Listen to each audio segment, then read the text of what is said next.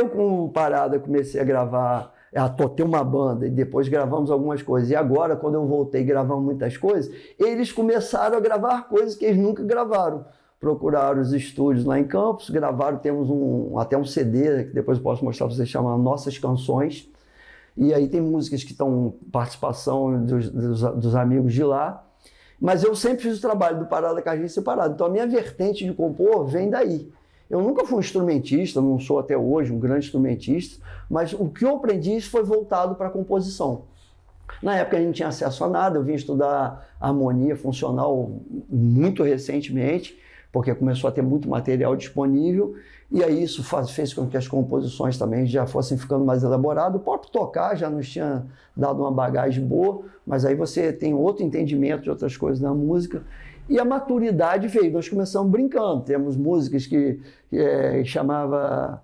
fizemos uma música que eu acho que virou um clássico na época, foi uma música para Jovassi, porque Jovassi trabalhava na ambulância, levava Ricardo e Vitor Dietrich, dois dos cantores, né, tinham bronquite, os dois cantores tinham bronquite, eram levados para tomar vacina para o Jovassi. E um dia voltando, eles vieram brincando. A única letra que eu acho que eu sei que é de Ricardo. Ele e Vitor, eles voltaram brincando no carro, fazendo brincadeira com o Jovassi. Quando chegaram em casa, o Vitor fez a música, essa música não tem participação minha, e essa música virou um clássico do Parada Cardíaca. Tem um pedaço dela gravado em show de rua aí, e faleceu recentemente, né, Jovassi? E ele, com isso, nós botamos Jovassi no mundo. E todo mundo conhecia a música. Todo mundo conhecia a música, Jovassi conhecia ele, alguns já conheciam, né? Então aconteceu umas coisas assim. A gente também teve uma música que eu tocava no jardim, que muita gente sabe a letra, tem a letra escrita até hoje, cara, que é uma música chamada Jack Estripador, que na verdade era minha, era a música do Silvinho, e a gente começou a tocar, eu tocava antes, nem conhecia os meninos, nem tocava no jardim, e o pessoal já gostava daquilo, aí guardaram, tem gente que tem a letra copiada até hoje. Sabe? E na época da banda nós começamos fazendo Vida de um Falecido. Eu tinha feito Vira Lobo, que era uma brincadeira entre o cara que virava lobo porque tinha um amor perdido, essas coisas assim. Eram coisas que às vezes se aproximavam dos Mamonas, às vezes se aproximavam das bandas de Legião Urbana, essas coisas, né? Guardadas as devidas proporções. Mas depois nós fomos envelhecendo e as nossas letras foram ficando letras mais maduras, mais adultas, com temas, uma das músicas aí, Meu Bem, uma música que fala de amor, mas já fala de um amor, você bem mais velho, né? Ela fala, começa, meu bem, o tempo tirou o brilho dos teus olhos, né? Aí, então porque a gente vai tendo outros sentimentos, né? E aí as coisas vão mudando. Também tem minha com o Silvinho Brumas, que é uma música bem diferente. Essa não está gravada aí, mas são composições bem mais novas. Acho que foi a última minha que eu fiz com o Silvinho. E aí também tem gravado algumas músicas interessantes, uma que Vitor Salito está cantando, Noites Cariocas, foi feita para o tempo dos Noites Cariocas. As bandas tocavam, levavam a fita de demonstração da Fluminense, o próximo passo, se muita gente ligasse, era o cara tocar no Circo Voador, e o auge era tocar no Noites Cariocas, né? Que era o bacana. E a gente frequentou muito aquilo lá.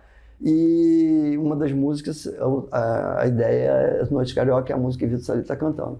Depois também fiz recentemente uma música com o Marcelo, meu amigo lá de Campos, que chama Nós Ainda Estamos Aqui, que é uma música muito interessante. Eu estava morando na Bahia e um dia eu entrando no YouTube vi Thelminho, Arthur, Vitor Nara cantando aqui no ensaio na casa de Arthur.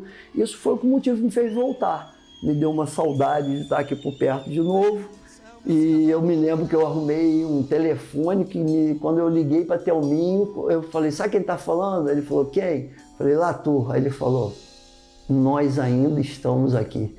E aí daí veio a inspiração de escrever essa música. Eu misturei isso com... Só uma coisa que tem várias coisas junto, né? Meu amigo de Campos tinha feito uma música chamada Come On, Venha, né? E em todo inglês. E aí eu tive essa ideia de nós ainda estamos aqui, por causa do Thelminho, por causa deles, por causa de minha família também. Foi o motivo que fez eu querer voltar da Bahia.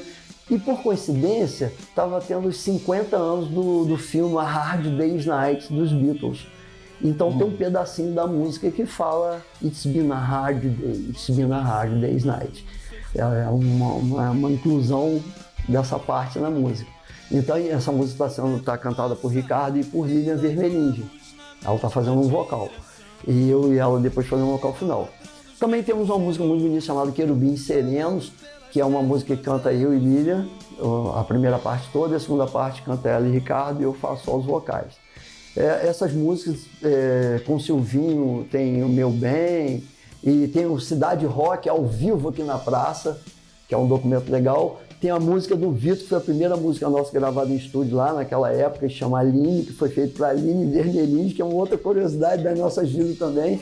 A Aline namorava o Vitor, começou a ser modelo em Cordeiro, ganhou aqui em Friburgo, Rio, ganhou no Brasil, foi ganhar na final da agência Ford Models no mundo, tirou 3º lugar, mas o dono da agência, o João Casablanca, casou com ela.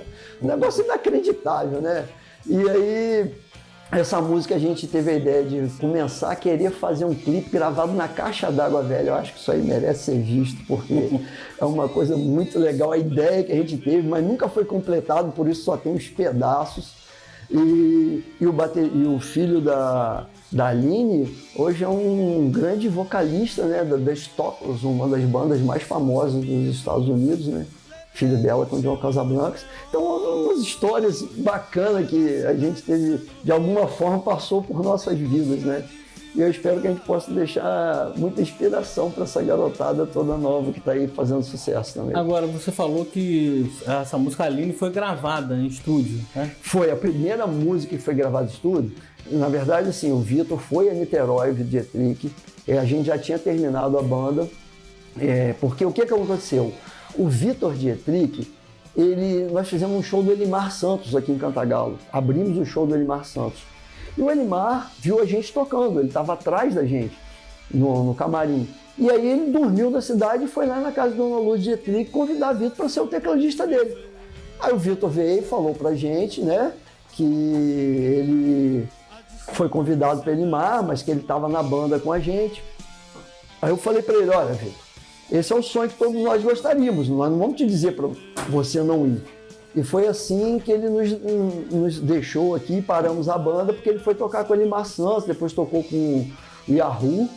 E depois chegou a tocar com o Yahoo? Tocou. E depois ele foi embora, alguns anos depois foi embora para Portugal, vive de música até hoje, né? Passou a tocar na banda Ciclone com K no meio, que excursionava a Europa inteira, fazia 60 shows no verão da Europa. E hoje ele é produtor musical, acho que não sei se mais da Ciclone, né? Vocês conseguem encontrar ele aí no Facebook, no YouTube, né? Um talento espetacular. Então, várias coisas interessantes aconteceram. Mas essa música foi gravada lá embaixo. Aí ele gravou no estúdio com outros músicos, não foi com a gente. Ah, tá. Certo? E aí ele trouxe essa música, mas foi a primeira música, né, da banda que ficou. E eu quis botar aí nessa gravação nossa. Eu tentei fazer um contato para ele gravar alguns teclados, mas ele estava com muita dificuldade na época lá que a gente estava gravando. Por isso que a gente convidou o Arthur. Arthur está tocando umas 3 músicas, uma música só minha, mas os teclados é só de Arthur. Depois a música de Thelminha, ele também está tocando, fiz questão que fosse com ele. Até o arranjo é todo dele, eu fiz a música, mostrei para ele. Ele fez um arranjo, adaptação do arranjo, e é a música que está aí. Agora, o Latu, na época era difícil pra caramba pra gravar, né? Pra entrar em estúdio, gravar. Eu me lembro que... aliás, eu escuto, assisto muito esses programas de YouTube que agora são moda, né? Tem o Corredor 5, Alta Fidelidade, são a molecada nova entrevistando o pessoal antigo. Sim. Hoje, para eu me inspirar para te entrevistar, eu estava escutando o cara, assistindo o cara entrevistar o Michael Sullivan, né? Que é um cara que tem um compositor espetacular. Sullivan Massadas. Isso. E ele conta a história dele desde o começo. E aí, quando chega nos anos 80, ele fala das bandas de rock, né, que chegavam e os caras não conseguiam gravar, porque eles eram monstros do estúdio, né? Sim. Aí ele conta Legião, por exemplo, os caras não conseguiam gravar. Por quê? Primeiro que chegavam com uma identidade diferente, né? Era rasgando as cordas, e o produtor tomava um susto, né? Sim. Porque a banda de rock era diferente. E eles eram acostumados lá com tecladeiro Lincoln Olivetti. Sim. Né? Os caras eram... De primeira, todo mundo de primeira. E aí, então, né, para a banda de rock era muito difícil, embora vocês tivesse esse diferencial de serem ótimos músicos. O que acontecia, na região não tinha estúdio nenhum, né? Os estúdios, quando chegou aos anos 80, essas bandas foram gravar no Rio, você vê que na própria Rádio Fluminense, eles levavam uma fita de demonstração que normalmente era uma coisa gravada num pequeno estúdio ou em casa, quando começou a ter acesso. Aqui no interior não tinha estúdio, então não sei se Friburgo tinha, mas para nós aqui não tinha nada, né?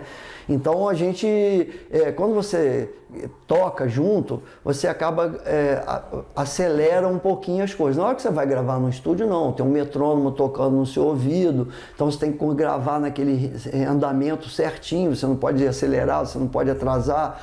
Por isso que no começo, um artista desse aí, para gravar um disco, levava 10 meses, 1 ano.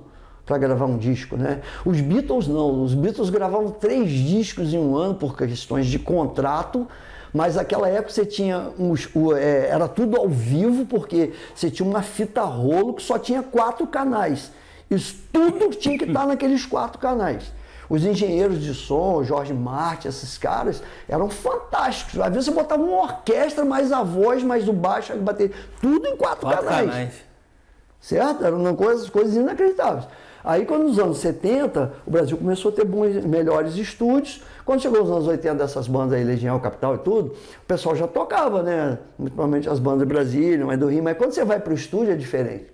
A gente mesmo teve muita dificuldade para gravar no estúdio, voltava algumas vezes, parava. Só que aí agora, mais recentemente, depois agora, né, nesses anos para cá, você consegue editar. Antes não, você gravava uma vez, não ficou bom, você tem que gravar de novo. Agora não, você consegue cortar, juntar, gravar um pedacinho, a voz ficou ruim. Nessa palavra aqui, você consegue botar aquela palavra, entendeu? Por isso que muito artista que via por aí começou a gravar sem ter voz, sem nada. Eu tava assistindo o Ayrton Bahia, que era o produtor do Legião, ele falava que eles cortavam a fita, picotavam com tesoura, para poder encaixar ali, essa parte não ficou boa, em vez de gravar de novo. Isso. Aí ele fala, que Faroeste Caboclo tem não sei quantos picotes. Agora você vai no computador e edita, né? Você transforma, tem um Melodyne, por exemplo, você desafinou, ele faz a curva e afina a sua voz. Então, né, a coisa ficou muito mais fácil. Qualquer um canta afinado hoje. Mas por outro lado, os artistas mais antigos, tradicionais também, o que acontece é que o digital são quadradinhos, né? Que você vai fazendo a curva quadradinha. Na verdade, se olhar de perto, ela é um monte de pedacinho assim, né? Então ela não reproduz o analógico. Coisas que um guitarrista, por exemplo, faz, não aparecem no som digital. Ele não consegue reproduzir, sabe? As caixas, por que muitas bandas antigas ainda usam os Marshalls valvulados? Porque eles fazem sons que nenhum equipamento digital faz. Muita gente começou a lançar vinil de novo, né? Porque o vinil faz uma gravação analógica ainda.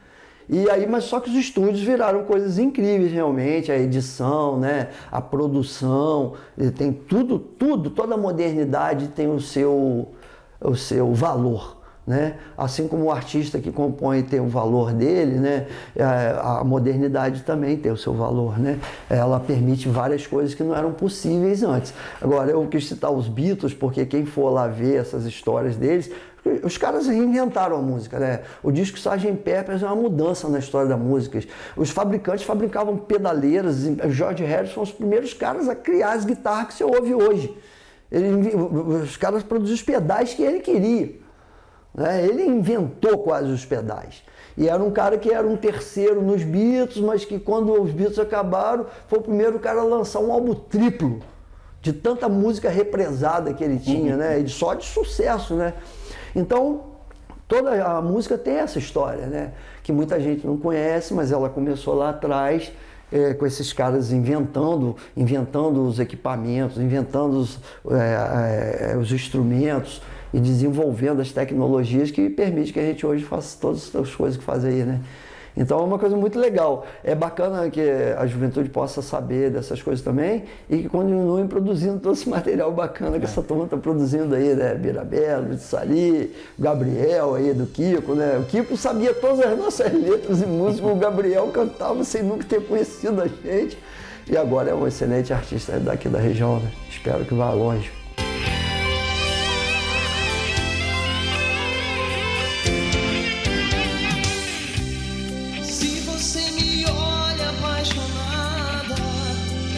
Eu quero ser a estrela